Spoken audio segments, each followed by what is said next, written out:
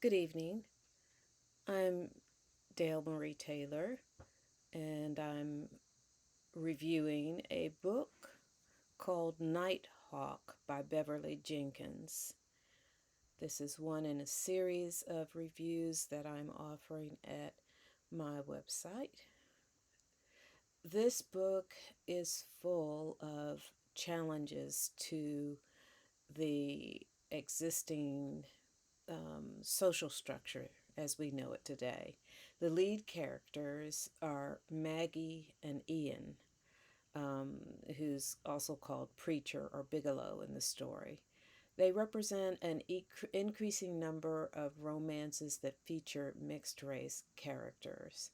This is a refreshing departure from the polarized characters as well as the polarization of our society itself, and the sort of cooperative hegemony that we live in. Instead, these characters demonstrate what has really happened in the United States. It's a brave and fearlessly true story of how, in this country, we've blended with other groups. Maggie is part Kaw, Native American, First Nations, and part African American. Ian is Scots and African and of African descent. Um, the story tells of their coincidental meeting as Maggie is arrested for a killing in self defense, and Ian, as a deputized marshal, is charged with taking her to the next town to protect her from a vigilante, a crooked vigilante. Um, the father of the man who she has accidentally killed wants revenge and won't stop unless he sees Maggie dead.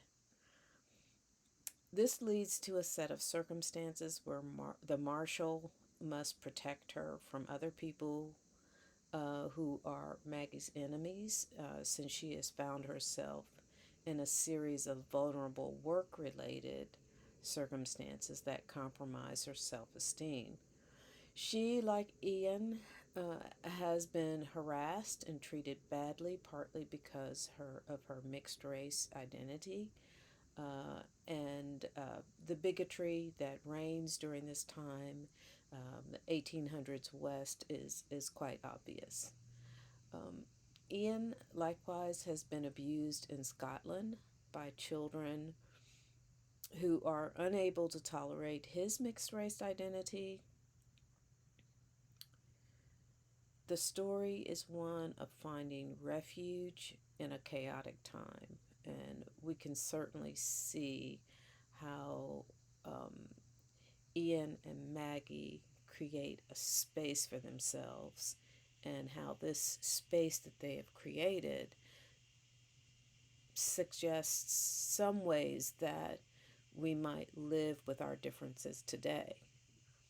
Um, Ian owns a ranch in Montana where the couple ultimately settle.